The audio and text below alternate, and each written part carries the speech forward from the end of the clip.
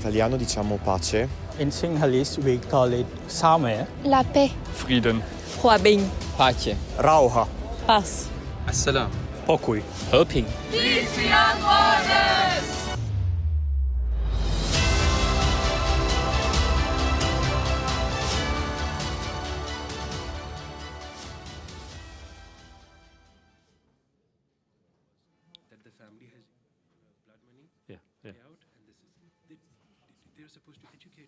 Right.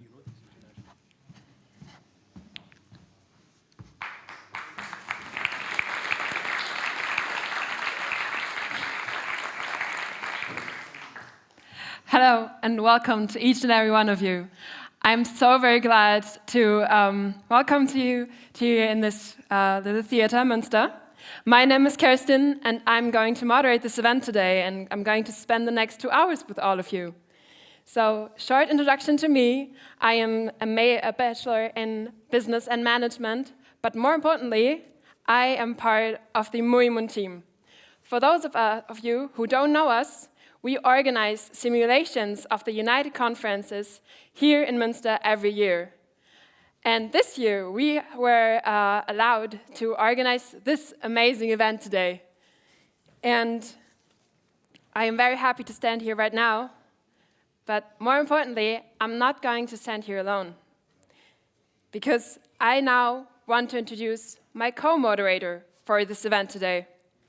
He is a multi-award-winning German television journalist and author of various books about terrorism. Actually, he just very recently also got the Hans-Joachim Friedrichs Award for his work in journalism. Right now, he is head of the ZDF studio in Washington. Please give a warm welcome for Elmar Thewissen. Thank you very much, and thank you, Kerstin. It's really great to be here. Thank you so much. Thank you. It's an honor to have you here with us today. And actually, you're part of the panel tonight, right? Yes, I am, and I'm looking forward. And what were your thoughts when you heard that you were invited for this event today as well? I think the thoughts were, it's so timely. We need this right now. We need to talk about peace. We need to figure out ways how to accomplish peace. And when I was asked to be here at this event this afternoon, I was especially enthused because a couple of years ago I was at the World Boy Scout meeting, the Jamboree in West Virginia in the US in 2019, and they had the model UN at that big event, and kids from all over the world were talking about peace, about security, about perspectives for people, and I was very impressed, and that's the reason why I like to be here. Thank you for inviting me. That's amazing. Well, before we dive into our event today, we want to set the ground and talk a bit about why we actually celebrate peace today, because as we all know, we have a special day today. So Elma and I will give you the shortest history lesson you've ever encountered. So, in the year of 1648, Münster and Osnabrück were venue to the first negotiated peace in modern Europe. After nearly 5 years of negotiations, the Peace of Westphalia led to not only the end of the 30 Years' War, which wreaked havoc about all Europe, but it also ended the 80 Years' War, and it also started the independence of Netherlands. Many of you may know this picture, may have seen it in the town hall of Münster. It's actually showing the ratification of the peace between Spain and Netherlands and the actual independence for Netherlands, which happened here in Münster. And besides the sovereignty not only of the Netherlands, but also of Switzerland, the main results of the Peace of Westphalia were the end of religious wars in Europe and a starting point of the development of the international law we know today. And today is the key word for the second part of our history lesson today. Elma is going to now talk about how the Peace of Westphalia is playing a role in our modern world. Thank you, Kerstin. I guess many of you know the name Henry Kissinger, who used to be the Foreign Minister of the United States of America. And Henry, who just turned 100 years old this year, he actually was in favor of getting something accomplished by talking to each other, behind closed doors, but also in front in negotiations. And he once wrote, "The Westphalian peace reflected a practical accommodation to reality, not a unique moral insight." It was this dire reality of the long war that actually made people willing to come together to talk and to do something that is very important in order to be successful, which is overcome fears. My favorite place in Washington, and some of you might know that, is the Franklin Delano Roosevelt Memorial, because that American president once said, "There is nothing we have to fear but fear itself." Meaning, if we are able to overcome our fear, we can actually overcome conflict and war. And that's the reason why it's so important to talk about this today, and of course why the cities of Münster and Osnabrück really make a point in why dialogue for peace is the most important topic that we have right now in this world, because if we look around, we see conflict and war everywhere. Wow. Thank you for that short insight, Elmer. Well, as you can see now, which we also have seen during our preparation as part of MUIMUN, peace is so important and can also mean so many different things to different people. So this is why our team of MUIMUN went to the streets of Münster and asked you guys, students, people from the streets, what peace actually means to them. What does the individual mean of them? And here are the answers we got.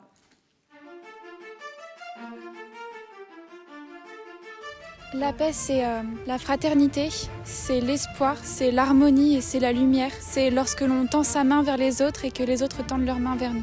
Pokój to wszechobecne dobro, jedność i zgoda. Pokojowi daleko od konfliktów, przemocy i podziałów. Dążmy do pokoju, a nasze życie stanie się lepsze. 和平就是世界上大家都能当朋友，然後互相尊重，和平相處，然後沒有戰爭. Hòa bình đối với mình là khi mà mình sống không có sợ hãi với những cái chiến tranh hoặc là xung đột. Và cụ thể là đối với một sinh viên quốc tế như mình thì hòa bình là khi được chung sống với các bạn bè quốc tế mà không phải lo là bị phân biệt chủng tộc hay là những cái xung đột kỳ thị. Quindi anche semplicemente il fatto di stare insieme in quanto esseri umani, in quanto tutti uguali, possa già esso stesso essere il concetto perfetto che esprime la pace. Frieden bedeutet für mich, dass Menschen mit unterschiedlichen kulturellen Hintergründen gewaltfrei und ohne Angst vor Unterdrückung oder Not miteinander leben können. La paz para mí significa un estado de poco miedo, de salir a la calle sin angustia y aparte también cuando termina la guerra hay paz. edhe të rrim në një jetë shumë të mirë edhe të dashurojmë njëri tjetrin. Saame කියන්නේ ජීවත් වෙන ජනතාවට සමාජීය වශයෙන් යුක්තිය ලබා ගැනීම. Rauha tarkoittaa sitä, että pitää olla yhteistyökykyinen muiden kanssa ja tarpeen tullessa suojella heikompia ja pitää myös oma puoli, joten meidän tulee myös olla varautuneita pahimpaan. هي الحالة التي يتمكن فيها المرء من التصالح مع نفسه بأن يكون نفسه. ولا تكتمل عناصر السلام إلا عندما يتقبل جميع أطراف المجتمع هذا التميز والاختلاف وتفهمها.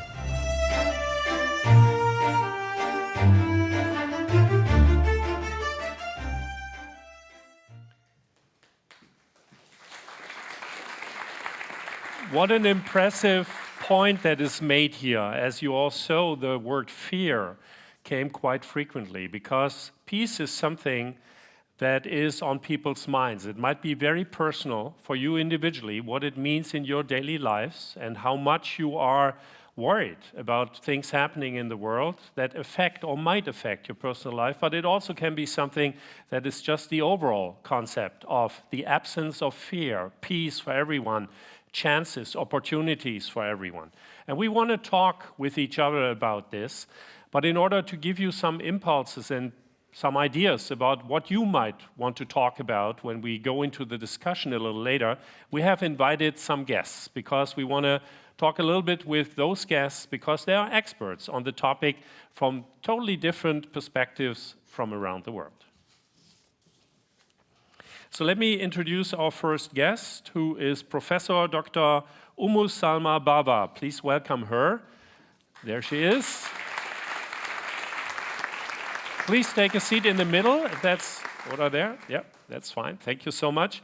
And she is a political scientist at Jawaharlal Nehru University in New Delhi. And we talked a little bit this morning at breakfast, and we already found common ground because we are very much interested in security issues. She is an expert on security issues in Europe, specifically Germany, but also, of course, for India. Welcome, Professor Baba. Next up, we have our second guest, who is very, very important to us as a MUIMUN team because he's been a guest of honor for us. Please give a warm welcome to Sher Afghan Malik.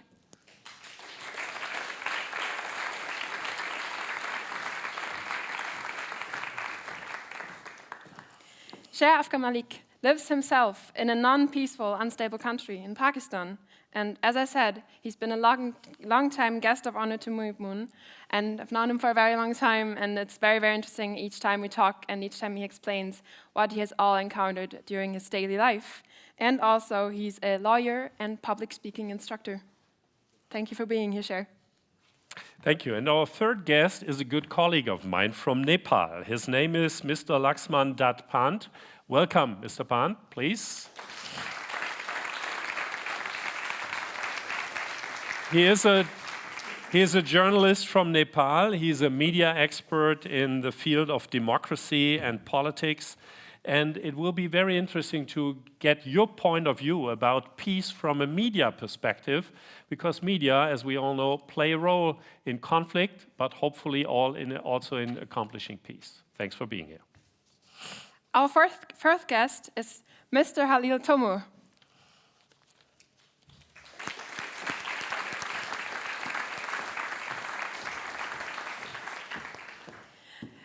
I've known him for about 1.5 years. We've been together in our MUIMUN team. He has a master's degree in media, culture, and globalization, so he has a lot to know about international politics and international relations. And he also is a German citizen with Turkish roots. Please, thank you for being here, Halil. Please welcome also our guest number 5, Markus Lenzen. Welcome, Mr. Lenzen. Where is he? There he is. Markus, if you could take the seat here, please.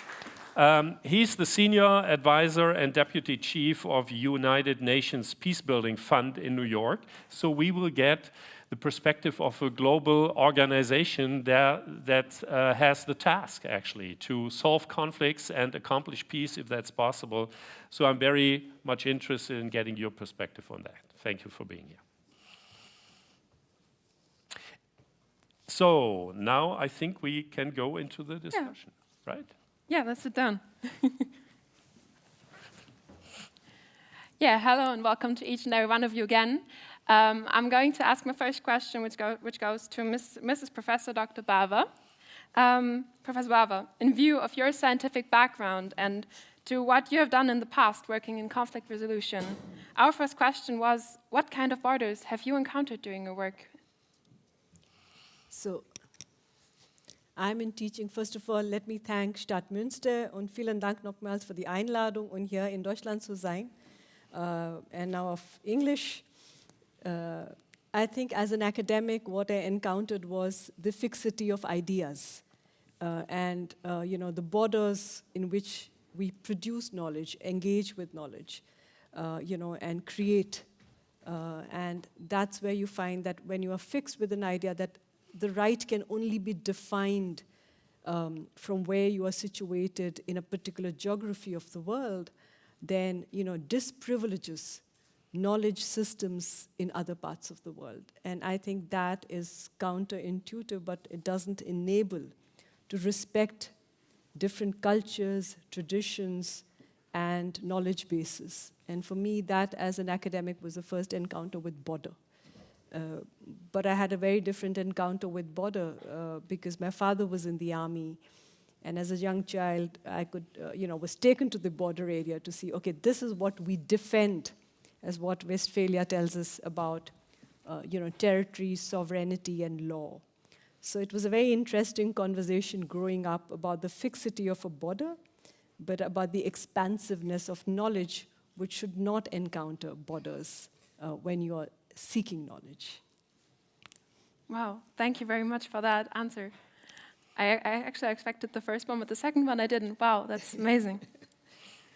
So I asked Markus Lenzen about what he's actually doing at United Nations, because number one is a title, but we would like to know, what do you do on your daily basis working for the United Nations? Also, my thanks for having invited me here. Today, on a day-to-day basis, I work for something called the Secretary General's Peacebuilding Fund. It's a UN instrument that is funded by lots of member states, and the idea is that funding is pooled, and we manage it with a small team in New York, but we work in 50 countries around the world to be able to respond and make financing for peace building available very quickly, so that it doesn't have to wait for a long time, because often the window to make peace, wage peace, not war, is very small, and so to respond faster.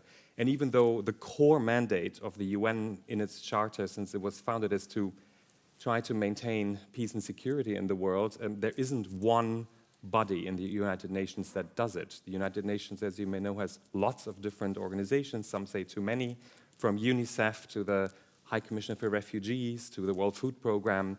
There's dozens and dozens of them, and not one does peace building. A lot of them have to come together, and our role as a fund is to make sure that we work well together.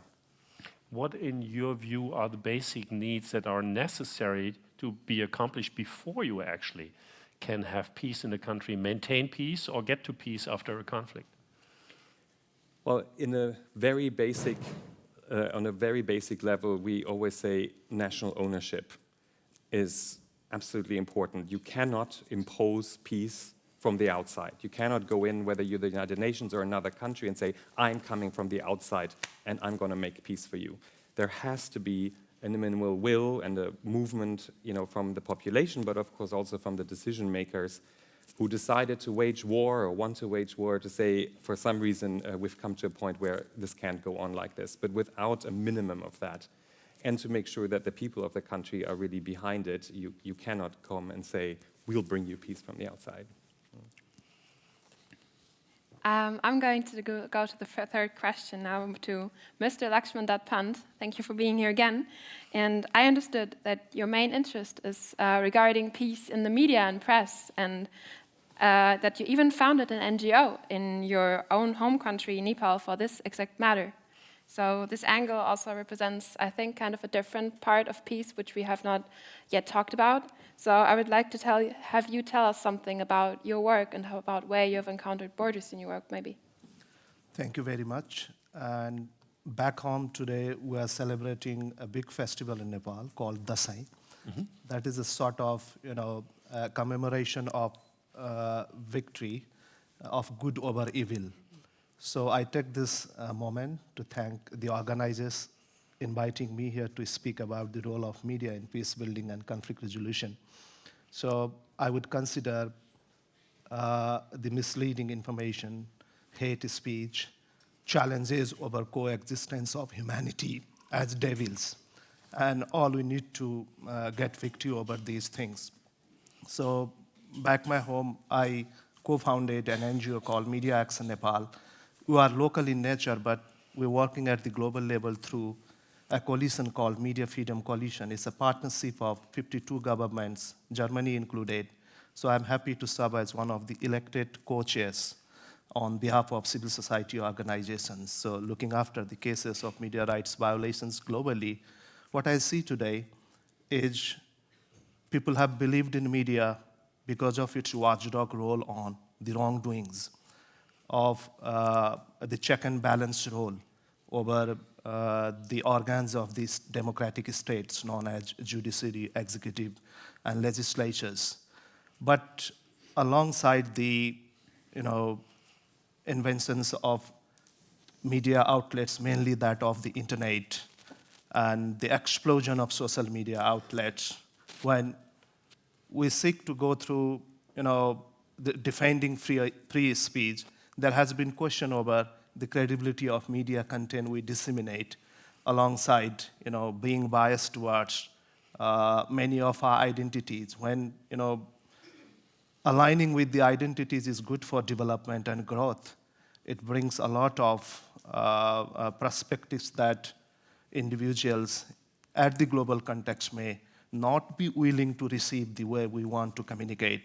So in Nepal, many of you may be aware that we also went through a civil war, 10 years long conflict. Then now monarchy ended, we're enjoying democratic freedom through a federalization of the country with different units of federalization, 7 provinces in Nepal. When I put this reference here, I also look into the media's role in South and Southeast Asian context that I have personally worked with while serving with the United Nations in Nepal, but also with the international partners, mainly of the media rights advocacy groups. So the watchdog role, I would say, and I must admit that, somehow weakened. Also, there are questions over the objective role of media outlet. So the reasons behind establishing NGO, which is now in the 7th year, we reached out more than 5,000 journalists personally. And there are some good things on that part that media has gradually been realizing its role as an peace-building initiatives. So the goal of media, after all, needs to establish a peaceful society because journalists are in the forefront and they are regarded with many roles. I remember the Secretary General of the United Nations quoting, journalists are in the forefront and they are known as the human rights defenders. So when a journalist or media outlets start looking into this role, I think they will be able to contribute towards peaceful societies. Wow, thank you. That was a very inspiring answer. Thank you very much, Mr. Vandt. Thank you for that, Mr. Sher. Afghan Malik, you come from a country that had its share of war. And I've been to your country. We talked a little bit before that. Back then, in 2011, I was there in Swat Valley, which just had been taken back by the Pakistani military from the Taliban, who took it over and actually indoctrinated the entire population. And I understand you are known to be a trainer, an expert, and how do you prevent radicalization, how to prevent also following hate speech. Can you tell us a little bit more about your work? So terrorism is a tactic that organizations use for influence and political power. And to get individuals to that stage, extremism must exist within society to either support acts of violence or conduct them. So in my trainings, what I try to do, and what I also with my work with the university in Münster, with MUIMUN, is to try to get topics of international importance and conflict, such as Kashmir or Russia, Ukraine, and assign up to 30 or 40 students in one debating group, different countries, so different than Pakistan.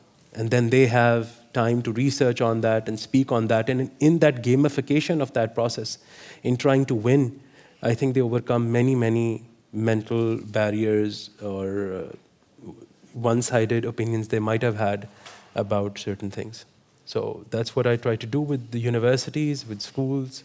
I've worked in all 4 provinces, and that is what I try to do. Because in Pakistan, how it is structured is that we have, to explain it to a Western audience, we have an honor culture. So one is not supposed to ask questions from an elder. So if you're even in a university setting, asking too many questions from a teacher might be seen as being disrespectful. So it is more honorable to just stay quiet and take in whatever is being said.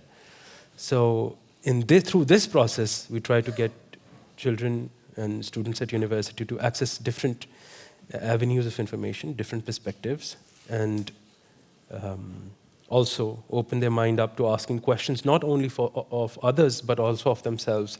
And in closing, if I must say, if I were to explain our culture and how the culture is different in this part of the world, is that this is a part of the world where people have ideas, and they can get rid of ideas, have new ideas, combine ideas. In our part of the world, ideas have a hold of people. And my work is trying to kind of explain that the ideas can change, and that people and humans are more important, that the idea is, is secondary. It's a thought that can be changed. And because this is what terrorist organizations do. This is what extremist organizations do. They devalue human life and hold the idea above the head, above the life of a human being. Thank you. Thank you. Thank you, Sher. And about MUN, I want to ask now Mr. Halil Tomur.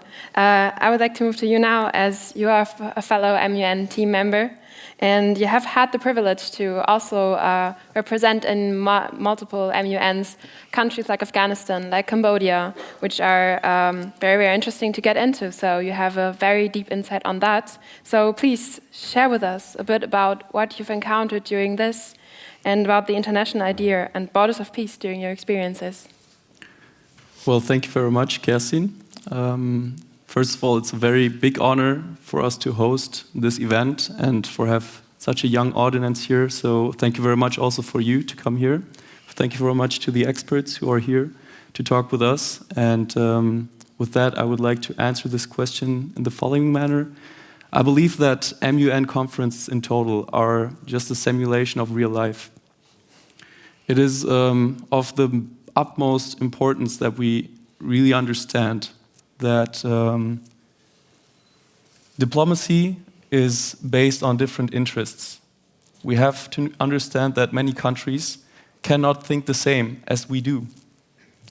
So it's such an interesting point to really stress out, because I believe, especially the media outlet in Germany, in Europe in total, is not really understanding that there are other countries around the world, such as India, such as China, such as the United States, such as Pakistan, that might have other interests than we do. And it's totally fine. And I think that Model United Nations are a tool to really implement this way of thinking, that it is okay to have other thoughts, even though you don't have to agree with them. But first of all, just understand that it's the case and it's the reality, to find diplomatic solutions. And therefore, it was a very interesting experience for me too, to see how countries like Afghanistan, how Cambodia are constituted. And also, on a personal level, I think if you look at my background, I'm a German citizen with Turkish roots.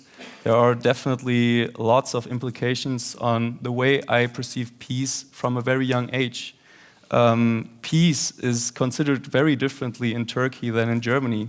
I mean, we are celebrating the Jubilee of the Westphalian peace, and therefore we can see that in Europe we've got a very calm atmosphere in a militaristic way. We don't have military conflicts anymore, and it's a good thing. But in other parts of the world, peace is constituted by another way of thinking. For instance, by implementing the own national interests that might be also at risk existentially, and therefore it's just completely different. May I follow up on this with a question to Professor Baba? Because a couple of months ago when we had the G20 summit in Delhi, I remember how hard it was for the politicians to come up with some kind of resolution on Ukraine. And it really was on display how there are different views about what's going on in the middle of Europe. And we always call it the global South, has a distinct different view about that. Could you tell us a little bit more about that? So thank you so much for that question. The G20, I'm sure for the audience here, you recognize it came out of the global financial crisis in 2008. And the G7 was expanded to bring in other countries, thereby expanding a way of decision-making. We have to recognize it's informal multilateralism. It's not the United Nations, it's outside of it. But it's extremely important in the way the most critical global financial and economic issues are discussed. And one of the biggest high points of any of the summit, which is held by one state of the G20, is that at the end of the summit, you have a summit statement come out. And that's what you're referring to. I mean, it was 300 hours of just non-stop diplomacy, which was pointed out, to finding a document which everybody would agree. And I'm sure all of you, when you write, you think of, should I put this word here? Can I put a comma there? And probably your thesis supervisor would say, this is not reading nicely. Well, diplomats are doing that, because to get 20 countries, which is almost 80% of the world's population, to agree on how a war in Europe resonates differently in other parts of the world is an important point in recognizing that what happens in the West cannot be the only music which plays around the world. And politics is about negotiating. It's about finding that, via media, to find that art of how do you can get others' concerns on board. I use another word because interest sounds hard. Interest sounds like something to be out at the front defending, right? But when you say a concern, you can bring a little bit of empathy into it. And I think the last 3 years have been hard for the entire globe. It's not just about what has happened in Ukraine. That was one in a domino series of events. We've had COVID, which is not just about a Western thing or an Eastern thing. It took everybody down. It made all of us re-examine, our positions in life at a very, very fundamental level. And then we've had the trust come under, and then you've got a series of war. So I think, to quickly conclude on that point, a term kind of emerged out of all of this in the backdrop of COVID and, cooperation globally, and that was the word Global South. And somebody asked me, is that a word which will stay or go away? And just 3 weeks back, as I was in Helsinki, I said, it's not a social media hashtag, right? I mean, what the Global South stands for is an idea that fundamentally, if you go towards geographically the south of the globe, the aspirations, the ideas, the feelings of the people are held together by concerns which may not resonate in the global north. But the more we talk about the world in geographies, the less we will be able to bring about change collectively. But I mean, in that sense, to recognize that in the South, this war which is happening here, is actually impacted and felt very differently. Please do not understand from that there is no concern for war, that there is only this one war which needs to suck all the oxygen in the room. I think that's important to understand that war is not just a 3-letter word, which is happening here after a long period. It's happening in other parts of the world. We have our Nobel Prize winner, Madam is here, of an incredible courage and strength of the story in Liberia to turn around violence to peace. And we can only, please join me in giving a warm applause to her.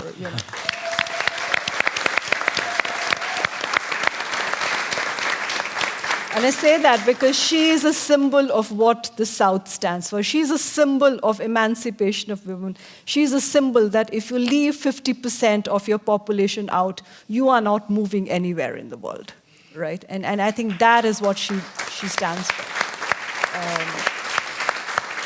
May I throw a question to all of you? Because what we frequently hear is from the Global South, which I totally agree should not and cannot be a hashtag. It really has to have some meaning.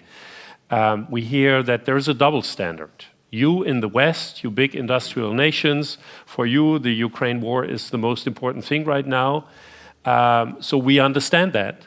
But at the same time, you promised so many things during the corona pandemic, and you did not live up to the promises you made. So to all of you here on the panel, is there a real double standard by Western industrial nations toward the needs of the people in other parts of the world? Whoever wants to join in, please.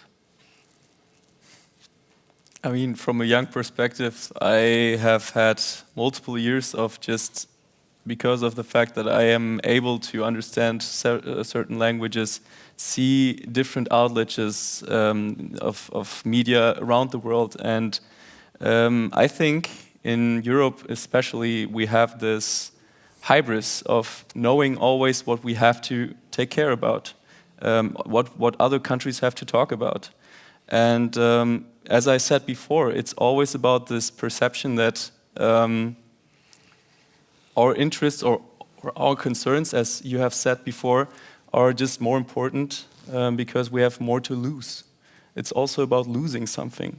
And if we have this certain point of thinking, it's very hard to find a solution because it's not going to it's not going to solve any issue that is in the global south. Any other takers?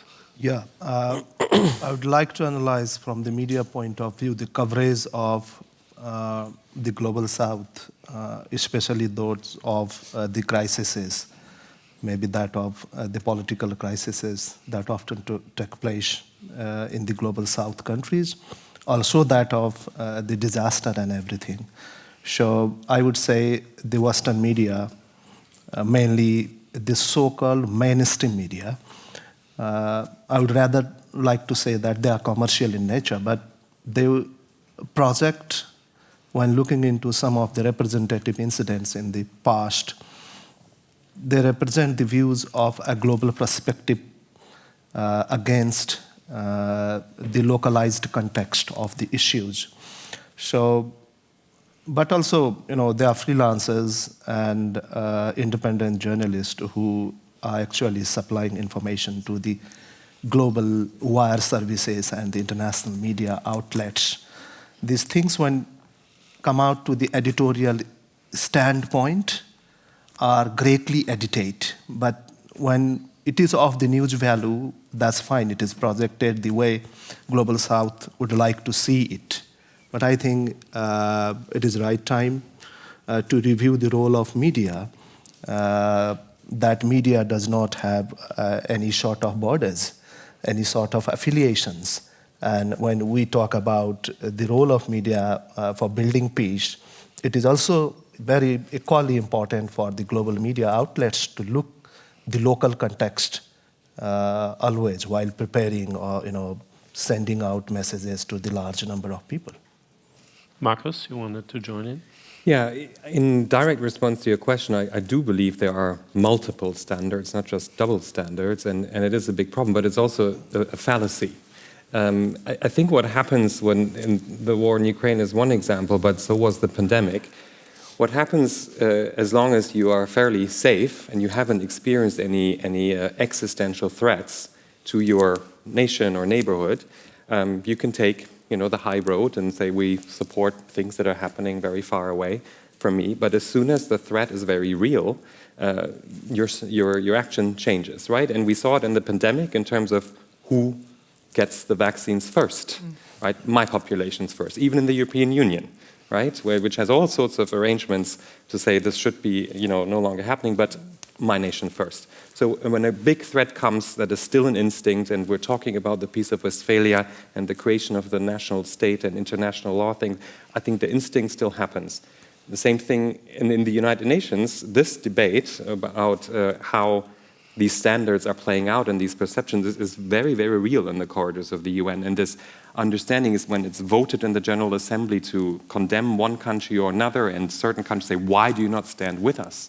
Yeah? How come you didn't vote? How come you can be neutral on this? And to say, and to again have discussion that say, we need to come back to this and understand our viewpoints. On one hand, for the Europeans for other countries to understand, for Europe, this shock that there is a war again in Europe, when they all thought this can't happen again here in this thing, and how significant impact it has on European security policy, etc., that other parts of their understanding just how much of a shock it is for Europe.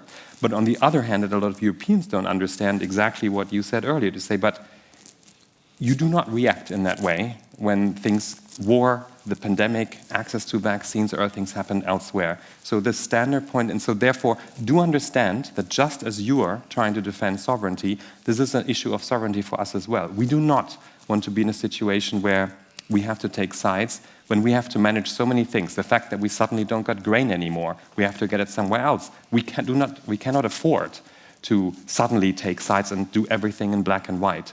And it's a very interesting and important discussion. And to conclude, as somebody who works in a multilateral organization, I of course also think it's a fallacy to fall back into these positions, because we will not be able to solve those problems when we fall back into them. Right?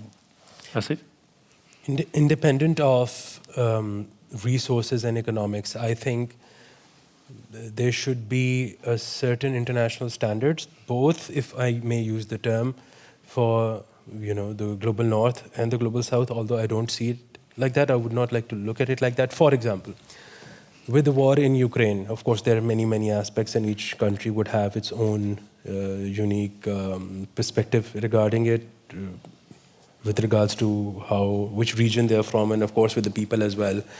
But what is fundamentally important is that this crisis has created a huge refugee crisis. And the question is that, is it only up to European countries or Western countries to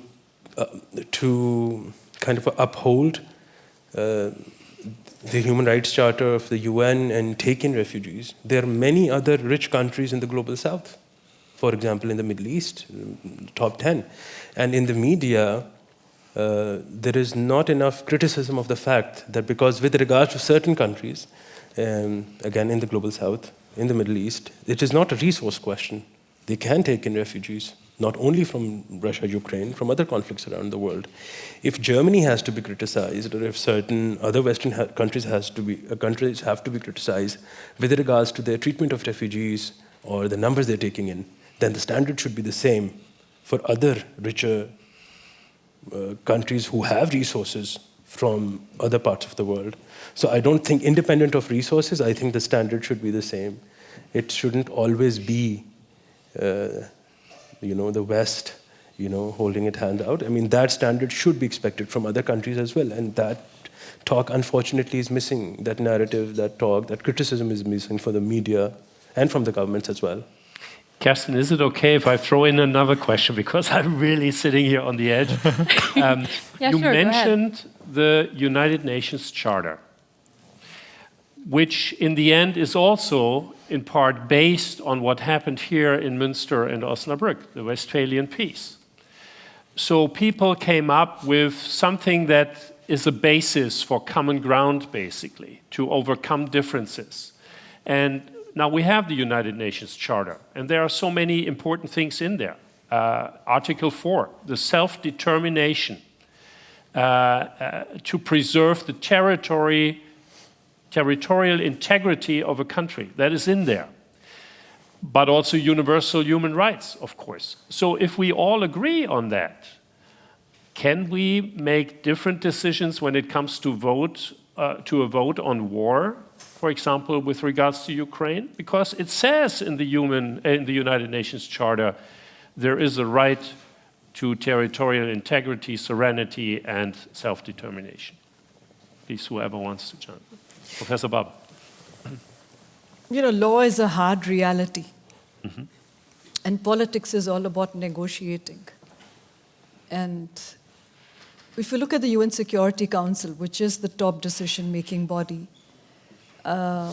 it is by no means anything about defending democracy, because right from the very inception in 1945, you've had two countries which are not democratic by a Western definition of democracy. It may be their definition, but definitely not a Western definition. It is, with due respect to the UN Charter and what it stands for, ultimately it is the intention of a state which is extremely important. The UN Charter is both an aspirational document, and it's also something which is a product of history coming out of war, in the sense of having everlasting peace. That's the backdrop to it. But everybody's experience of that history is extremely different. And unless we don't understand that regionally across countries and regions of the world, what we understand by the idea of what the past has created, you will never come to the single page. I mean, you spoke about the earlier question on the pandemics. We saw vaccine nationalism take place. We saw Africa left out of the entire vaccine program, and WHO stepping in. States had capacities, but the pandemic is not something in which your national inventory of the army can defend against something where public health is something which is important. If everybody is vaccinated, the whole planet is protected. If a large part of the planet is left, and that's about interest. So I think when you're talking about it, you cannot salami slice the idea of sovereignty for different geographies of the world and say this will be defended and that will not be defended. I think that is going to be extremely problematic, to say that this war is important because it is happening in Europe, but something which is happening in Africa or something which is happening in Southeast Asia or my part of the world does not matter. You cannot have a hierarchy of war placed in terms of the preferences of a select few countries coming from the north. That is not justice. That doesn't stand up to any kind of scrutiny. And I know it sounds hard. I'm a student of international politics. I start my class with 1648 on the board. But it's a harsh reality. I mean, are we, from this point onwards, in this century, redefining the way we do cooperation is going to be an important point, right? I mean, can we draw lessons of history that, we can make war a book in the political lexicon, which is no longer a reality, where we are still defending territory and interest in this way. And I think we're really far away from that, because our own political understandings and where we are as states are very, very different. So can we all get on the same page? A work in progress.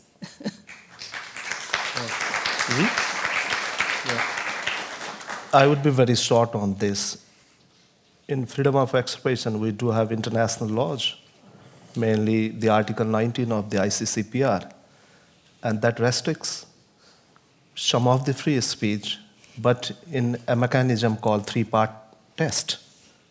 When countries or state members or any government wants to have restriction on sort of a speech, that must come through some certain way and mechanism, some trials, some specific measurements, some justification through a legal interpretation.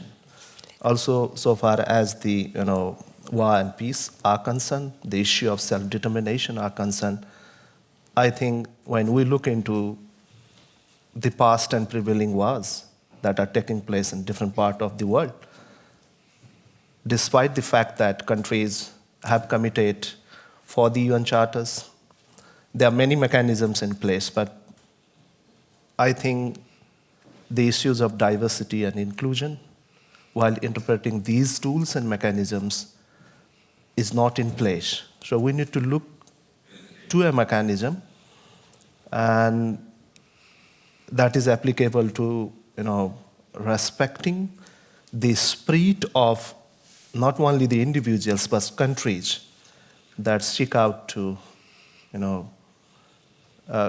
go through discuss on the issues of their rights.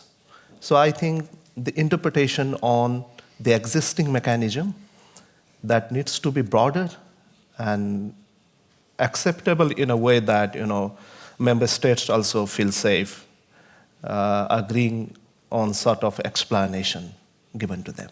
Mm-hmm. Well, I would like to add on both of your statements that the United Nations itself in the year 2010 has come up with a plan how to not only deal with peace but also other points. I've got a little emblem here about the 17 SDGs, and I'm of the utmost certainty that if we find ways to cooperate, not just on peace, because that's just the 16th SDG, if we also overcome climate change, if we also overcome things like gender equality in certain parts of the world, if there are other ways that we can work together pragmatically, first of all, then we can also have the certain understanding on how we can work together and not have a conflict territory-wise. Because in my experience, conflict always comes abroad when countries are fearing that their own concerns are not met with enough gratitude, or if they cannot get the concerns done in a certain way. If you have a way to also fight other topics in the SDG table, then you will definitely also have the chance to solve more problems on the ground. May I ask you, because it concerns the United Nations, and there is a proposal on the table to reform the World Security Council.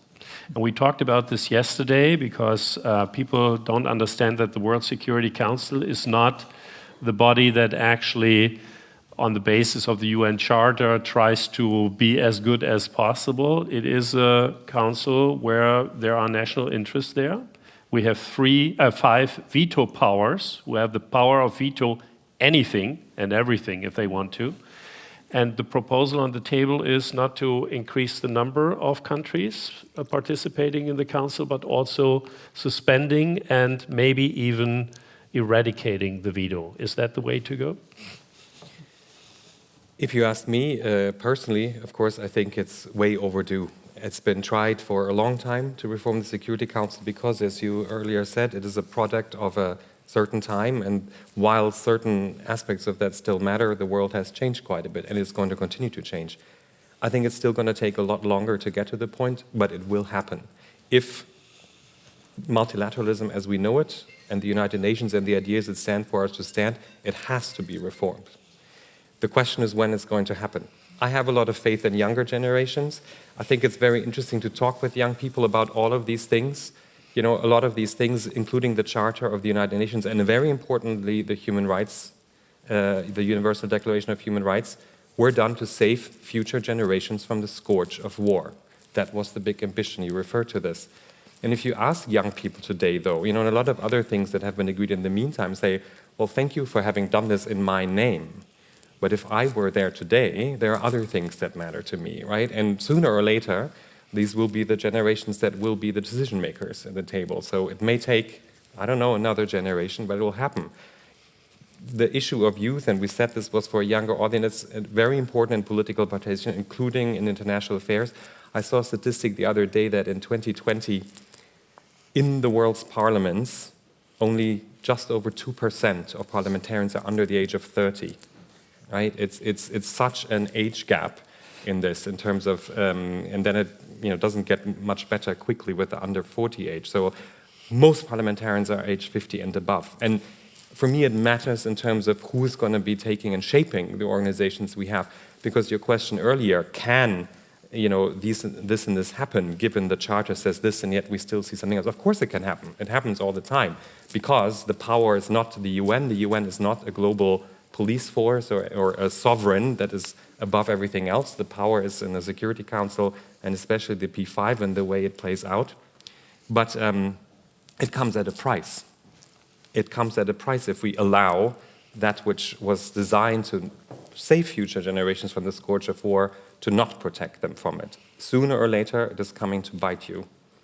You made a good point about age. I'm reporting from a country where the president is 80 years old. And it's a big issue, of course. And I'm 56 years old, and I'm very eager to listen to younger voices. So I hand it over to Kerstin.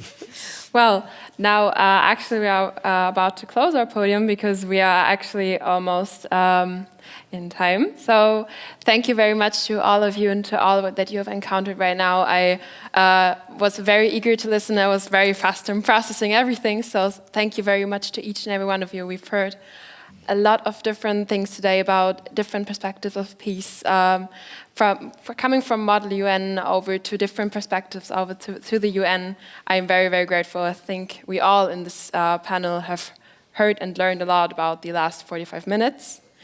And now coming from this, we have another topic because we have today 3 blocks and the second block is about to start now. It is a single interview. And for that, we want to get another insight of peace today from a very important person. And we now have the honor to introduce the 2011 Nobel Peace Prize recipient of a Liberian peace activist, a trained social worker and women's rights advocate. She is the founder and president of numerous organizations, including the Gbowee Peace Foundation. Please give a warm welcome to Ms. Leymah Gbowee.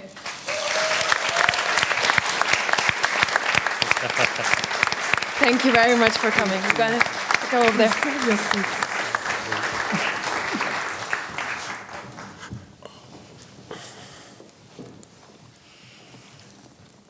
Hello, and welcome again to our event today. Thank you for making the effort, since you're always also today on tonight's event, and thank you for coming to us here as well. We are very, very grateful. And actually, I'm going to start with the first question, because I found a very inspiring quote doing research on you too, and I got very inspired. You said, "Leading women to fight for peace was what I was meant to do with my life." And this quote stuck with me the whole time. So please tell us more about your story, about what you were able to do, and about how you have encountered borders. Thank you so very much. I'm so honored to be here. I can't start my story of activism without starting with my socialization. I'm the fourth daughter of 5 siblings, all girls. If you come from Africa, you don't have brothers to fight for you. You learn to fight. And I was very fortunate to have a grandmother who died a few years ago at the age of 115. No. My grandmother was our first feminist teacher. Every time we went out and something happened, we came back, she would say, "Do you have a brother to fight for you?" "No, go and fight for yourself." So in our neighborhood, we're known as the girls who would not back down from a fight. But I think my socialization beyond fighting was to show compassion. I was a very curious child. I wanted to know why this person was doing this, why this woman was doing that. And I had an older sibling who was so interested in girls who were not going to school. So our house was a makeshift school for girls who didn't go to school. Fast forward, growing up, I also say this, that most times people have this thing they talk about, "Oh, as an African girl, I'm not a stereotypical African girl.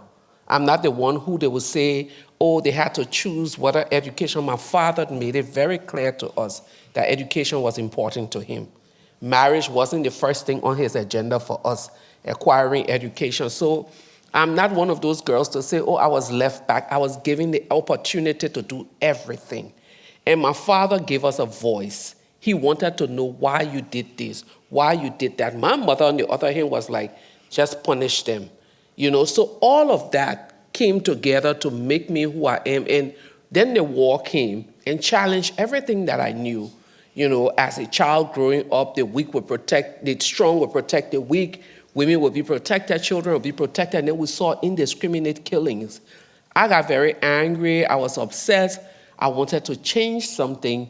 And the short of the long story is that I went into it very angry, and the way I describe anger is that anger is a fuel. Anger is like liquid. It's neither good nor bad. What is bad is how you put your anger. So you have 2 bottles always in front of you, violent and non-violent container. And I decided to put mine into a non-violent container, and that's why I'm here today.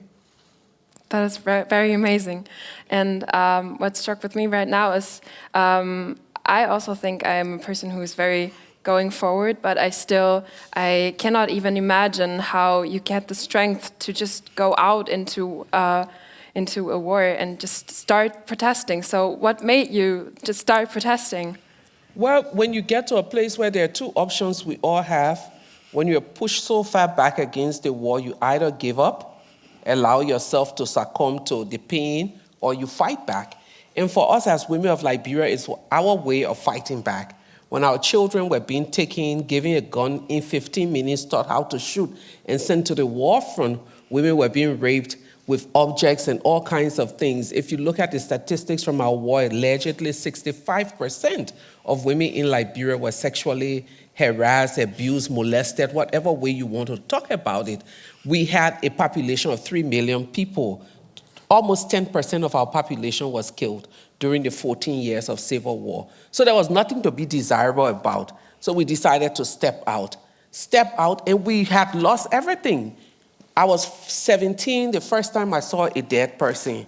By the time I was going to my 30s, I wasn't afraid. I could eat in the presence of dead bodies. So if you're living, but you're just existing, you wake up every morning as a young woman, and the first thing you say to yourself, I'm going to be the best of myself, the best version, right? This new generation, we're always hyping ourselves. We have to be the best.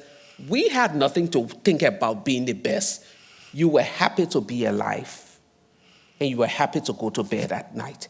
And then going to bed, you were worried whether you will survive to get up the next day, to even be happy for life. So we're existing. So then as women, we decided, let's come together. I became an accidental leader. Like no one came and voted me. I had the ideas, put it down, and then I said, let's do this. And the women were like, okay, you are our leader. And every time I resisted, I resigned more than 100 times, and they still came back and say, you are our leader.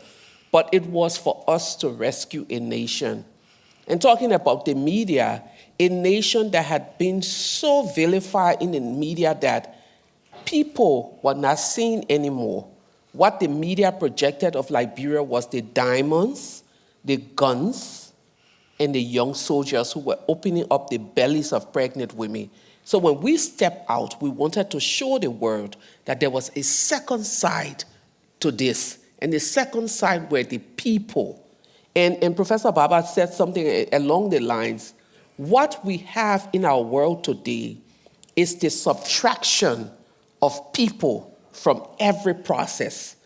It's all about the politics. So when the G20 go to a meeting and it's impossible for them to cross a T, dot an I, it's because they are not talking about people. When they talk about the global South, it's trying to relegate our responsibility of those who are suffering. So the global South is a geography. It's not Leymah. It's not those young girls in Sudan that are suffering. It's not South Sudan. It's not individuals. It's a political name to take away from what we're supposed to feel. Or when we talk about the global North, we try to take away the young people who are still struggling with some of the excesses from the pandemic, the mental illness, and all of the different things that we're talking about. And we wanted to show the world that it was not just about blood diamonds. It was not just about Charles Taylor, but it was about women who were losing their children on a daily basis to one of the worst civil wars in Africa. And that's how we got to it. Wow, that is impressive. Your story is so inspiring to many. And I was in Africa 2 years ago in Senegal and caught a little bit of a glimpse of how this continent is rising. So many young people, so many strong women as well. What would you say is the status right now with regards to women in leadership positions? Are they taking over, I would hope? Well, one of the things that people often measure leadership with is political participation. And I think that's wrong. You first need to think about leadership at the community level. Who keeps the wheel of the community turning? And in our continent, or on our continent, is the women. I just spoke about my grandmother. I'll give a quick story. A few years back, we went to a community to negotiate something with the community leaders. And the men were all seated around the table, and the women were all standing at the back. And I went and stood amongst the women, and I said to one of the women, why aren't you on the table? She said, oh, leave that thing. Just watch how it's going to play out. They would talk among themselves, and the next thing you will hear, let's sleep over it, and we'll give our impression tomorrow. We'll give you an answer. And she said, then they'll come home at night, and we will give them the answer. And they will come back tomorrow and give the answer that we have given to them and make themselves to feel like they are the leaders. Exactly. 30 minutes later, the leader of the community said, well, let's sleep over this and we'll give you an answer. The women had already had their meeting. They had an answer, give it to the men next day exactly as those women told us. So whilst there is not this visible kind of leadership, it's been there. But my hope, Liberia just came from elections. And this year, we had more women run as independent candidates, even though they didn't have money. In the past, where they were shy to run, this year they were not shy to run. We had some of the biggest upsets in the history of our political life, even though we don't have the numbers of women that would like to see, but to see for the first time in the history of our country, a 20-year-old girl who cannot take her seat until her next birthday, to see in the history of our country, an ordinary local businesswoman taking out of the Senate one of the richest legal politicians in our country. So you think about all of these things, you say, we're moving to a particular place. But I think over the last few years, when people try to measure African women through the standards of Western nations, you underestimate us and you disrespect us. I get this watching a person like Aissata Tall Sall, the foreign minister of Senegal, for example, incredibly strong woman who had Antony Blinken over 2 years ago for a press conference. And Antony Blinken was making the point, now we, the United States, want to work together with you on the eye level. We won't make you choose between us, and he didn't name China, but China was, I think, in the room in that. And she said, well, we will decide on our own whom we want to work with. That's a new, I think, type of self-confidence that big powers experience in Africa. How do you think that countries like the US are genuine in trying to do something together on a different level than in the past? Well, before I get to that question, the one thing that I think we need to do on our continent is begin to find leaders who understand that the authority lies within us and not with places like the UN or the EU or all of the different, or the Western governments. That's the first thing. What is killing Africa, and the reason why it seems as if we have to toe the note of all of the Western foreign governments, is corruption, mismanagement, misrule. Liberia has a population of 5 million people. That's it. We have timber, we have one of the biggest rainforests in the world, gold, diamonds. Just imagine if we have a government that was responsive to the needs of the people. That country would not need any foreign aid. We wouldn't even be listening to the double standards coming back to this conversation here of Western countries. Because every time you listen to some of the things that people talk about, aid, foreign aid, and it's tied to you must give the rights to gay people, or foreign aid, you must not do business with this person, or foreign aid. And sometimes when you say to people, and trust me, I'm not homophobic, I'm remembering what Desmond Tutu told me the first time I won the Nobel Peace Prize. He said, you have to be careful when you win the prize because everything you say becomes a quote. So please don't quote me that I'm homophobic. But what I'm trying to say here is that until, like the foreign minister of Senegal said, until you begin to treat us like partners, because the US, the EU, every other country in the world cannot exist by themselves. They need Africa. What do we have? The population, we have the natural resources, in many cases that the Western world is dependent on. So until we get to that place, our leaders understand that it's almost like we live in the same house. You need me for your mental stability. I need you for something. But then you continue to carry yourself as if you don't need me. And that's the mistake that African nations are making today. Yeah. What I want...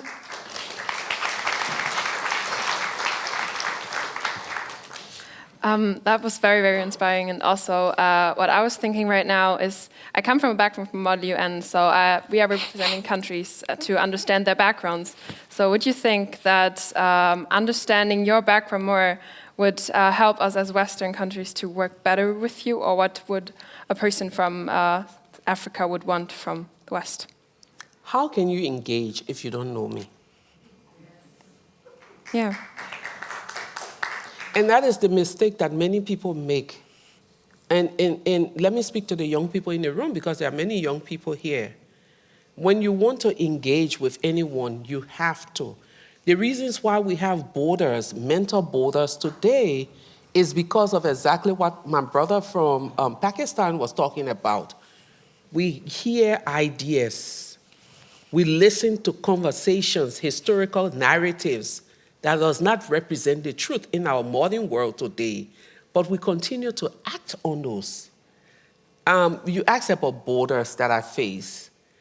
I go to places and the first thing people ask me is, how is it that you speak such good English that you're from Africa? If you could just read your history, you'll know that Liberia, national language is English. And we have a lot of influence from the Americans, free slaves that came. But you cannot, and this is a moment for young people, for all of you in this room, to begin to get to know people, break down those mental borders in order to engage effectively. Don't engage with me because of my dress. Don't engage with someone because of their turban, or don't interact with them on the basis of how they look. Have some knowledge of where they come from, how they, especially if you're a model UN, you want to know about Liberia, you want to know about the women of Liberia, the amazing things beyond the peace work. We were the first country on the continent of Africa to elect a woman as president of our country. That is something that many European and Western countries have been unable to do. Not only did she become the first female president, she won the Nobel Peace Prize. How many women presidents can you say have won the Nobel Peace Prize in their country? But beyond that, there are very many powerful, not just me, but young girls who are breaking barriers in that country. So don't engage if you don't know me. Don't try to ask me questions if you don't know my name. Don't try to interact with me if you don't know what I eat, what I wear, and I think it should be the same way. Do you think attitudes are changing a little bit in Europe and other parts of the world towards Africa? That, for example, in the past, European countries have been very condescending because of the colonial past. Are they trying to change that tune? Are they recognizing Africa as a partner? I think right now where we are, whether it's in the social, political, or economic sphere, it's very difficult for anyone to ignore Africa. If you ask the young people in this room right now, what's the biggest hit of Leymah? Everyone will say, calm down. Because not a single young person in this room doesn't know some of the Afro beats, the hip hop from Africa. True or false? True? So Africa is rising at a level that no one can ignore. There is zero way that anyone can ignore Africa. And trying to ignore Africa is trying to scramble to do business maybe in the next 100 years when you've been left back. One of the things that I say to the many young people that I mentor on the continent is, don't try to run away. If you have the opportunity to go to Europe to get education or other places, go. I believe without a doubt that Africa is going to be the next big thing. And there are many people in different parts of the world who have recognized that. China, for example, and the rest of the world are trying to catch up. Yeah. Let me ask about China, because there's obviously the discussion that China is not only supporting with economic relationships, but at the same time also trying to promote a version of authoritarianism, giving, for example, high-tech to some African countries in order to help to put their own population under surveillance, to keep men in power, like some of the leaders in Africa. How do you see China in that regard? Let's also take a step back and look at the bilateral relationship of some African countries, say with France, the US, and all of this. Why would I be in a relationship with someone that is benefiting me and start to look elsewhere? Because times have changed, seasons have changed, everyone is looking for progression. And many of these countries come back to the double standard, have not been engaging in a way that they're supposed to engage.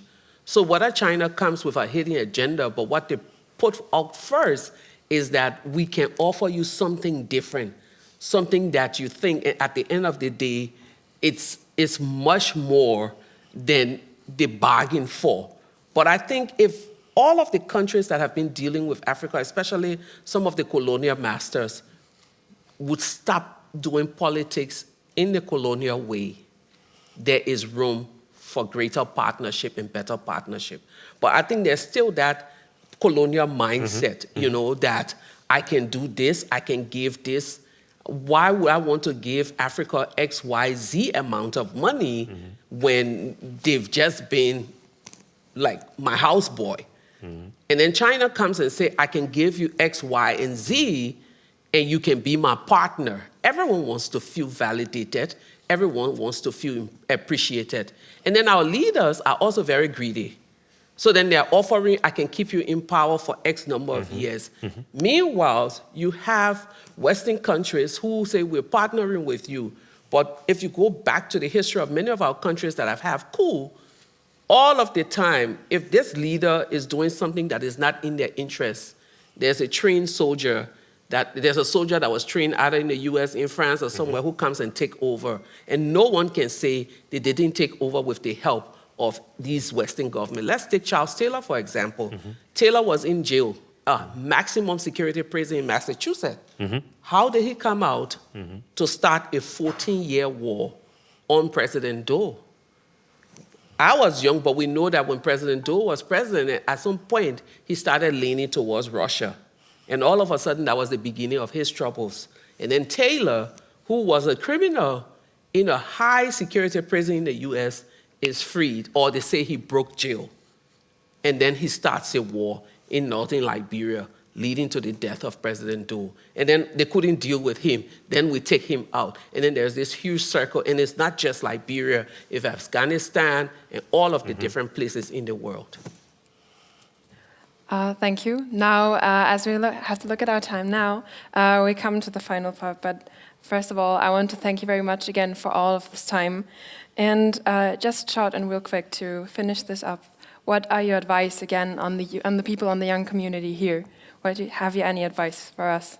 So every young person that has a dream, the way I describe it is something that holds you back. Most time young people ask me, what do you think I'm supposed to work on? I say that thought that never leaves your mind. And every time you think about it, you have ideas. And when you write, it keeps coming. That's what you're supposed to work on. The second part of that is when you go and tell it to an adult or your parents, they say you're crazy, you're on the right track. If you find one friend that say, yes, this is it, that's your ally. You have to keep with it, be consistent with it, stick with it, because as long as you believe deep inside that this is what you were made to do, and you follow that trend, you can never go wrong. Thank you. Thank you very much so for much. your strong words. It's an honor and a pleasure to talk to you. Please join us here. Why don't you take this seat here in the middle more, and we go to the side. And now we open it up to questions from the floor. I hope that we had a chance to give you some ideas, some impulses, but there might be some questions that are bugging you all the time. So please feel free to raise your hand. We have some microphones around here. Yeah, we have some people here in the audience who are running around with microphones. So if you have any questions, here's your chance to our special podium to ask ahead. Who's the icebreaker? Any icebreaker? Right here. Can we have the microphone? If you could, you get a microphone, and if you could point out your name, please, that would be very nice. Hello, I'm Jakob. I'm a student here from Münster. So during the podium discussion, we often repeated that the war in Ukraine, it's not the most important thing in the world. So I would like from each of you to maybe tell us what is your most dire security concern in the world right now, or the biggest threat to world peace? Any takers?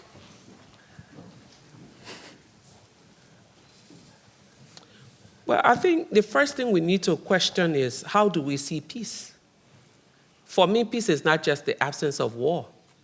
Peace is the presence of conditions that dignifies everyone. So think about our world globally. Think about Germany. Think about Liberia. Think about Israel, Palestine. Think about Ukraine. What are those issues that are taking away dignity from people? And I think that's the biggest threat. Because you can have stability in a country like this country, but if there was a survey, and when the students spoke earlier, not a single, maybe just one person talked about any wars, but everyone talked about dignity, everyone talked about freedom of expression, everyone talked about those things. So the biggest threat is us having our basic human security needs met. If a man can eat and sleep and have his family needs met, it would be very difficult for anyone to give him $500 and an AK-47 and say, let's go and fight. A few years ago, I was at the Naval War College in the US, and I asked the students there, if someone paid you, would you declare war on the US? The answer was no. For those group of young people, their basic human security needs are met. But there are many places in the world whether it's the climate crisis or whatever that is causing it, people do not even know where they will find their next meal, and there is not active war going on in those places. So how do we begin to respond to the needs of people in a way that is not just about war? Billions of dollars are put into war. Right now, think about Israel. How much money is going into the military? Think about how much money Hamas is putting into the military. But look and see how wretched the population is. So whilst all of our attention has been drawn to let's end war, even by any war will not put our world into a state of peace. Any other takers? Yes. Yeah. Please. Yeah. War elsewhere matters to, should matter to any country merely for two reasons for me. One, for the issue of humanity, and to settle out or to look into the issues of humanitarian context. So war taking any place of the world, that should matter to us, to humans, irrespective of their professions.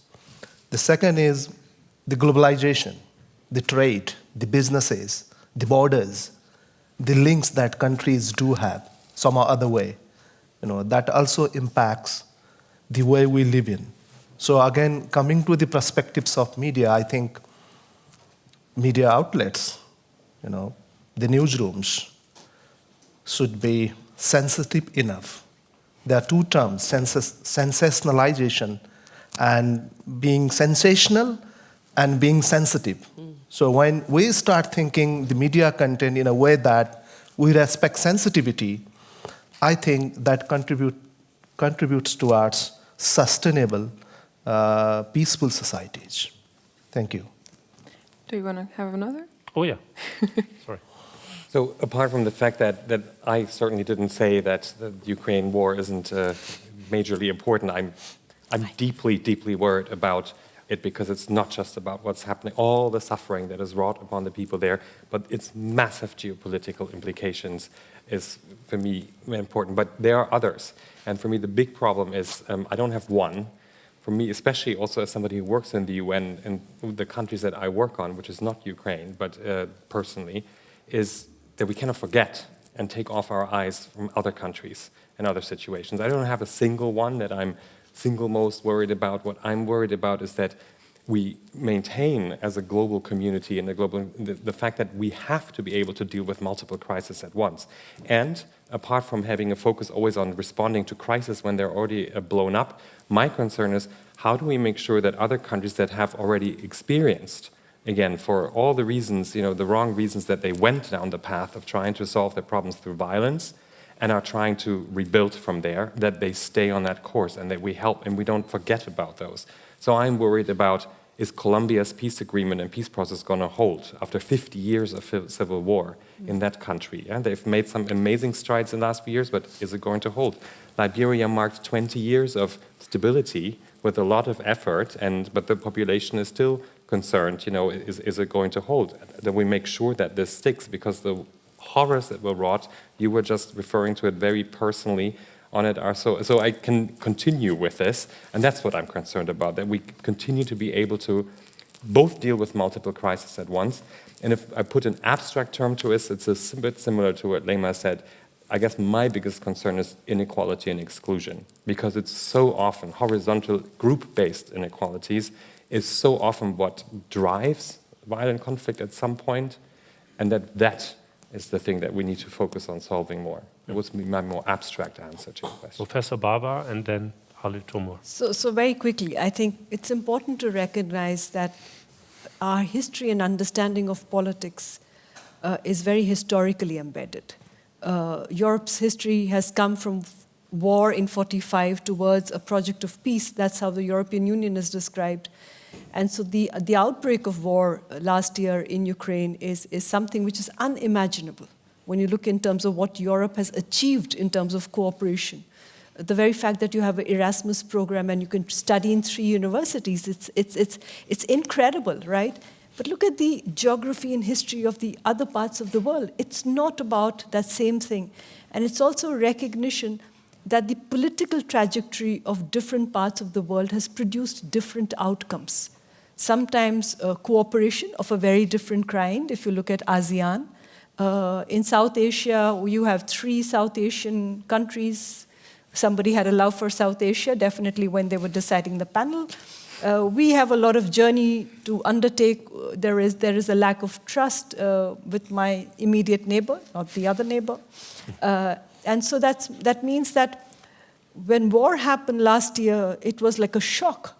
The question to ask is, in 2014, when Crimea, the sovereignty of Ukraine was violated, what happened in Europe? Why was there no anxiety at that point in time? And you have to recognize that the rest of the world is watching. What are the European leaders doing? Are they jumping up and said that international law is violated because after that so-called referendum, then Russia annexed the territory? I mean, did the West just decide to turn aside? But the rest of the world looked at it. And so if I talk about, just very shortly on India, we have an open border on the eastern side with China. We've had the biggest standoff after 1962. Nobody in the West took note of it. Not a single voice which said that China, which is a UN Security Council permanent nuclear weapon state, went on to this. It's building up, fortifying the border. So, I mean, when you don't know the history, and to what Madam Leymah said, it's extremely important. When you don't know the other, what is the conversation you will have? So an important point for everybody is, let's make a start of understanding each other's concerns. And if there was one thing to what Marcus, what you was also saying is, I think, we have the SDGs, and it's a collective commitment. It's a global commitment. We are going to fail by 2030 if we don't get our act together as a world. The fact that inequity, injustice, and women and representation and those basic needs are still not there in many parts of the world. I mean, it's a big question for us in this century to ask, how are we really cooperating? I mean, can we re-envision cooperation of a different kind? I think that's so important as we celebrate today. I mean, it's not just the 375th anniversary, it's the UN Day. It's a day for multilateralism. It's a day for cooperation. So, I mean, thank you for the question, and we'll get back to the drawing board with more work to do. Ali Tomor, then we go to the next question. Yeah. So it was a very important question, actually, because we're right now in the midst of many different conflicts around the world, in Africa, for example, in the Middle East, in Ukraine.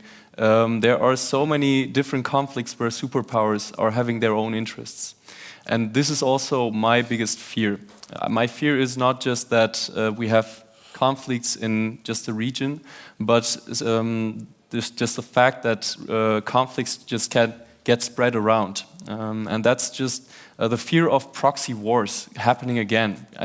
I think every one of us knew that until 1990, we had an era of just constant conflict and era of fear. Probably the older people here in the panel can answer that even better than I do, but the problem that I see is that there's just so much risk of getting to this state of permanent fear all around the world, and that countries with nuclear powers can also turn themselves into a party of this conflict. And therefore, this is the one dimension.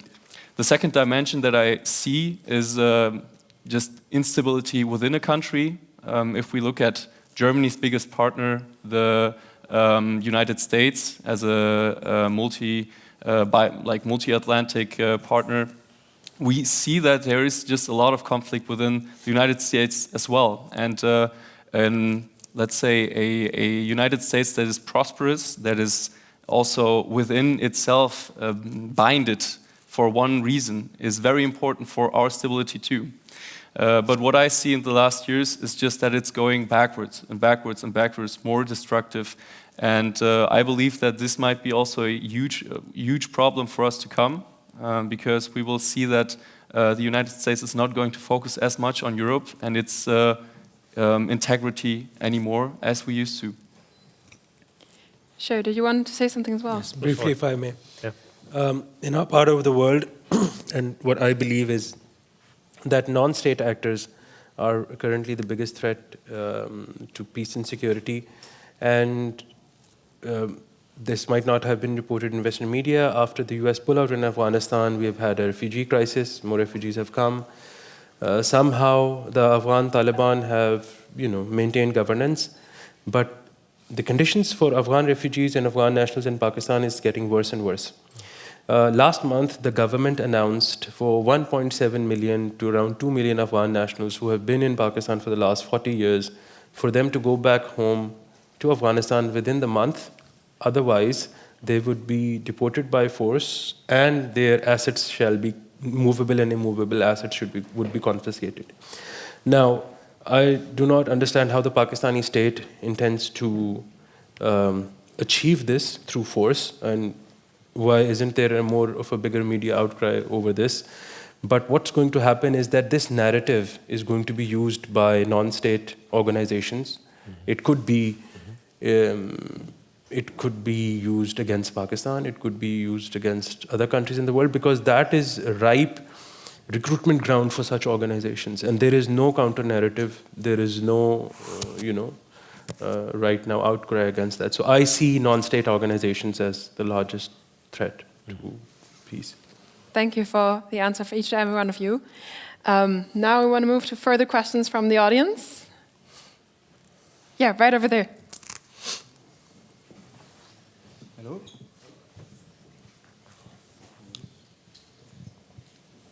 Vielleicht funktioniert es jetzt. Maybe. Yep. Hello. Hi. My name is Gerhard. I work as a librarian in prisons, local and international, and studied also theology. And my question to you, how do you think about religion in your countries? Are they basic for hope and peace, or more for conflicts and war? Okay, who of you wants to answer that question? Could you repeat the question? Could you repeat the question, because I think we didn't catch the first half. Religion. How do you think about religions in your countries? Sorry, yes. As a part of hope and peace, or as a basic for conflict and war? Yeah. I will share. I will start. Okay, so you live in a country which is a secular republic, and I come from a part of the world which is an Islamic republic. So religion plays a huge role in how people are influenced and how laws are made. Unfortunately, in Pakistan, we still have one of the 11 countries in the world where we have blasphemy laws. So there are around 400 people in prison for committing blasphemy, which is a very tricky problem in our part of the world, because if you were to implement it, let's say someone commits a verbal blasphemous act against a certain religion, mostly these cases are registered by Muslims against either minorities or other Muslims. So if they're taken to court, how will that person repeat what was said? And this practicality is totally ignored. So if you want to convert to another religion, if you want to have a certain type of, Western free lifestyle, this is very problematic. So religion, and because it is ubiquitous, there's no questioning it. Most of the population does not see this behavior as a problem. It is only a problem for those people who would stand out and criticize this. So me looking at it, or for you, it might be problematic, but most people, for them, this is how it is. This is go with the flow. And unfortunately, the mosque imams, they don't have university education most of the time. Every now and then, the Friday sermon leads to either anti-European, anti-Israeli, unfortunately, anti-India rhetoric. And, there is no challenge to that. Because there was this one case, and you might know about this. The largest province in Pakistan is Punjab, and we had a very powerful governor. So, and he stood up for Asia Bibi. This is a very prominent case. It went all the way to the Supreme Court. She was accused of blasphemy. So the governor said that this is just this statement, that this is an old law and it needs to be reformed and how it is implemented. That was the statement. And this needs to be looked at again. And usually weaker people and minorities are repressed through this tool. within 4 days, he was shot. His own security detail, a police commando, took 30 shots at him. He got shot 27 times. And Asia Bibi went free after 8 years. I think she's in the Netherlands now. And Salman Taseer's, the governor's son, got kidnapped for 4 years. And to this day, they ended up giving the death sentence to the person who shot the governor. But still to this day, there are celebration held every year when he was killed, when he is a martyr. So it is very problematic. But in this part of the world, it might be seen as problematic. I see it as problematic, but most of the Pakistani population does not see it as problematic, unfortunately. And if I might add, if you take a look at the United States, Christian fundamentalism can be a problem too, and we have to be very much aware of it when it becomes actually an ideology driving people to get power, and that's something that we see in the US. Also, Brazil is also another example of that. Like, it's not just one way or the other. There are many cases also in India right now. There is like a populist Hindu movement by Modi. Like, you can see it all around the world, and there are definitely a lot of challenges that come with it. But I think the most people on the ground that are living daily, they don't see it as a problem. It's just the time that religion gets institutionalized that it's usually more of a risk for a lot of people. Okay, we have actually time for one more question, so take a chance and ask away. Yeah, right here. Oh. My name is Joachim, and I'm a take teacher. Both questions then. Yeah. And my question is, do you think the Peace of Westphalia is a model for today? Thank you. And we take your question too? My question is, I'm Russian and I study here. Could we take the microphone? Hold on a second, please. Hello, I'm Russian and I study here in Münster as well. My name is Margarita.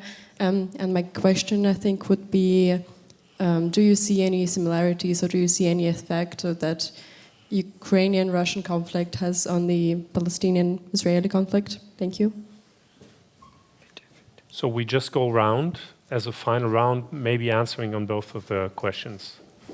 Could you repeat the second question? I think the Westphalia peace model is what the world needs, and I'm not saying it was the perfect model, but that dialogue can definitely happen in the midst of one of the worst humanitarian and violent conflict in the world, because today many people do not want to talk. They think violence is the answer. So if we were to extract anything from the Westphalia peace, it's the part that people were committed to dialogue until they found a solution. I'm one bridge between the Peace of Westphalia and the organization I work for. You were alluding to this earlier, is that the principles that the Peace of Westphalia brought about, right, about territoriality, legitimacy of the state, and so forth, that lasted so long, and reflect in another effort when we weren't able to stop the most devastating war humankind had ever brought upon itself with the Second World War, to say we need to reaffirm all of these principles, but we add one more very important addition in the UN, was to say that war as a legitimate tool to pursue the interest of a state, which the Peace of Westphalia still maintained, has to become illegal in international law, which is sort of part of the UN Charter, right? So there is several hundred years later a further development, but it remained important. My only other thing and it's about this understanding where we come from in history and what happened in other parts of the world, is to remember what fueled, Europe's experience with how did they end their never-ending wars, etc. But how did they pay for their wars? Spain paid its resources in the 30-year war and before with silver mines from South America, right? In that time, we see colonization broadening out. The 19th century becomes particularly bad, and we have the legacies of until today, when the United Nations was formed most countries that are now member states of the UN were still not independent. They were still colonial territories, right, not so long ago. And we have to bear that in mind when we think about how these structures were created and who dominated it, right? And how do we keep adjusting for that legacy of the world order that was possible and important, but other nations are much younger because they were dominated by the ones that were able to make the Peace of Westphalia for so long. Yeah, I think it's also a very important question, because right now we're here for the Jubilee of the Peace of Westphalia. I think that hence we see that many countries are not willing to make concessions. It's very, very difficult to find peace nowadays when there is not the likelihood of conceding. Every kind of diplomacy builds on consensus, and hence we are having more and more actors that just don't want to enact in that way. It's more difficult. Is the Peace of Westphalia a good groundwork? Definitely. Otherwise, the League of Nations and the United Nations wouldn't have been founded with these general principles. But are there things we need to adjust for the now ongoing, let's say, developments around the world? Yes, as well. Yeah, there is sort of hybrid warfare in the recent days by the countries that they would like to project themselves actually advocating peace. But for media, again, I guess I come from a background of journalism. I worked as radio journalist, I also with the newspapers. What I see is media is making business these days. And there are a lot of business interest, also political interest around. And we often go on saying that media needs to be neutral. If not neutral, they should at least expose atrocities. But there is conflict again between, the media outlets that they advocate for the democratic rights, the human rights, and also among the journalists and media outlets that they are too much nationalistic in the reporting views.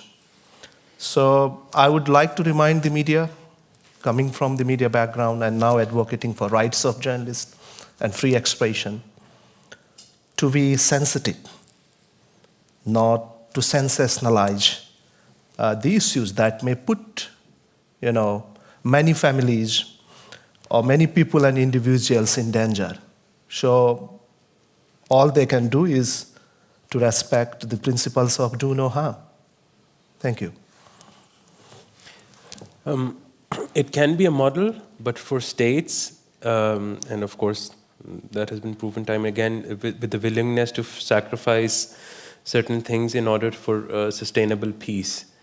And again, I think this is one of the reasons. Also, it is very difficult to regulate and bring to justice or track terrorism funding, is because then these organizations are sometimes used as in proxy wars by various states. And then how do you come up with a mechanism to deal with the funding and regulating individuals who are their members?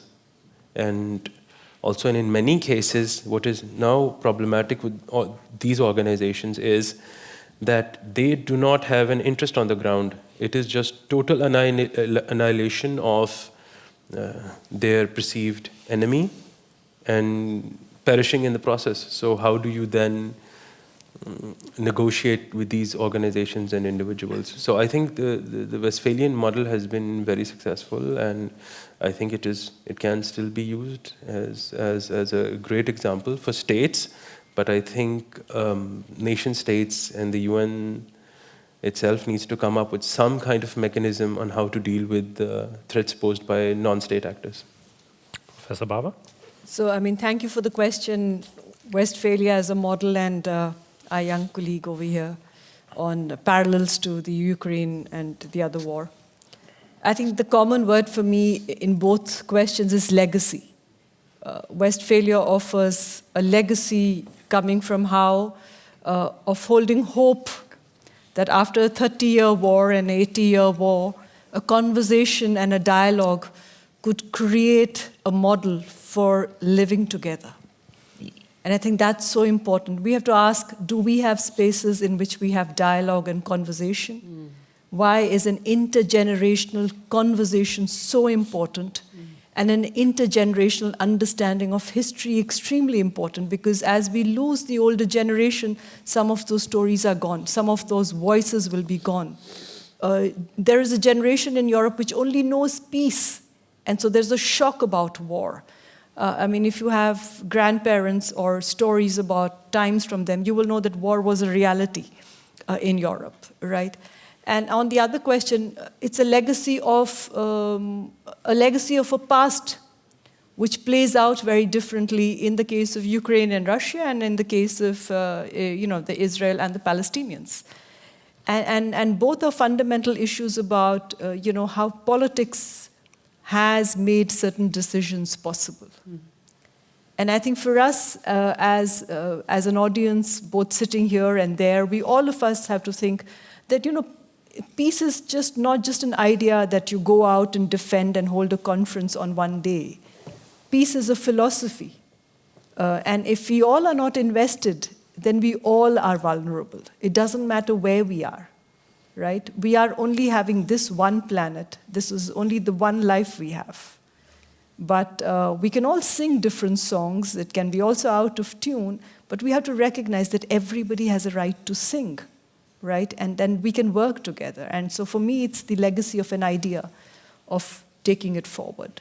Conversation, dialogue, discussion. Thank you. Thank you. I'm kind of tasked with summarizing it in a nutshell, as we do in the United States. I will give you one word and two quotes. The word is listen. We have to listen to each other. We have to listen to different perspectives. I think that's something that we learned again today, and specifically also for the media, we as media have to make those voices heard.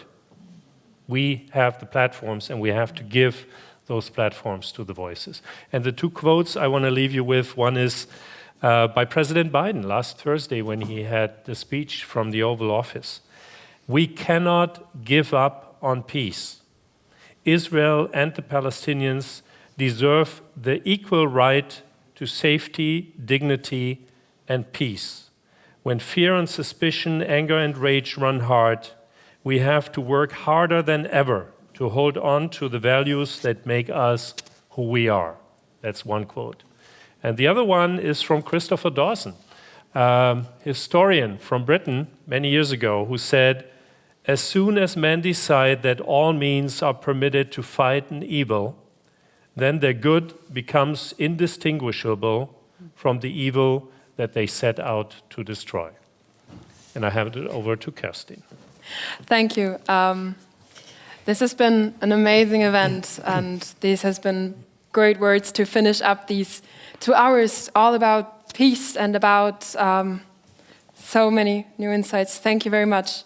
Kerstin, I'm very sorry. Can I interrupt you for just a second? Yeah, sure. I feel like since you quoted these last two quotes, I was looking up something. I do want to get this off my chest.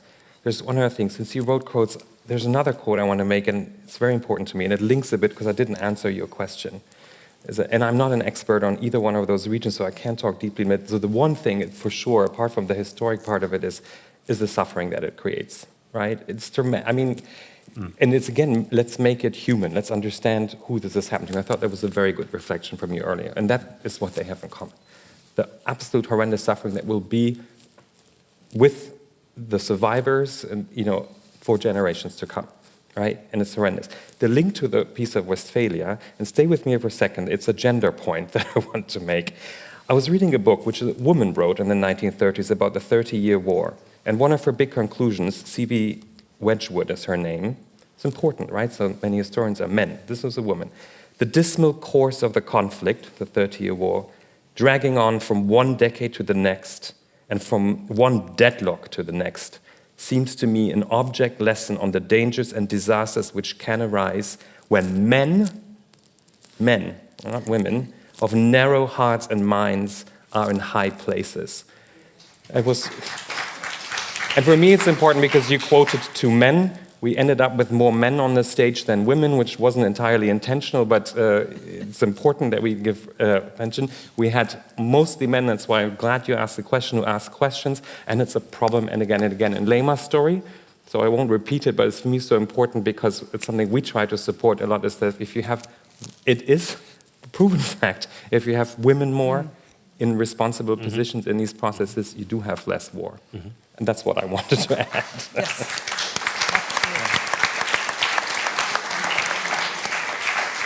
Thank you. Thank you. I have no further things to add for today, and I will leave you with that quote from Mr. Lenson. Thank you very much. And now I am happy to end this event for today. I have 3 more things on my agenda, and then we're going to finish up. So at first, I want to give thanks. I want to acknowledge everyone who has made this event today possible. First, we have, of course, the people who have made it also financially possible. I want to take the chance and opportunity to thank the Deutsche Stiftung Friedensforschung, the IHK, the Stiftung Westfalen-Initiative, and the Religion and Politik Excellence Cluster, and of course the theater where we are right now, that we are able to have this event today here. It has been very, very great honor to do this. And now I want to give a big, big thank you to each and everyone who's sitting here right now. I mean, I am a student. I took this chance because I wanted to have my first experience to moderate. But these people have took their energy and everything to sit here to talk about their perspectives and to use the time. And I want to give a big, big thank you to each and every one of you. Thank you very much. Thank you, Kerstin.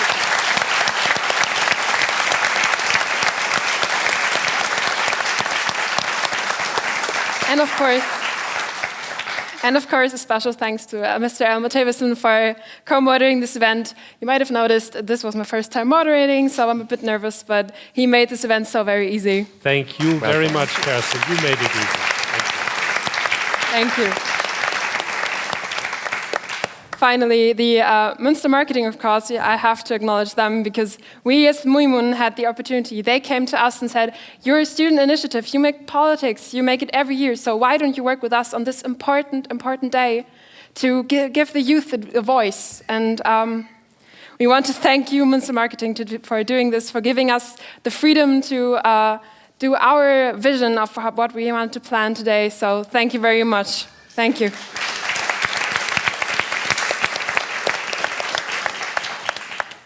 And last but not least, I want to give a big thank you to the team of MUIMUN, to all of the people who have been working here together, to have throwing microphones, to have organized all of this event. Without you, this would have not been possible with all your work and all your energy. Thank you very much for the last month. It has been a blast to work with you guys. I'm very, very happy to be part of the MUIMUN team. Thank you.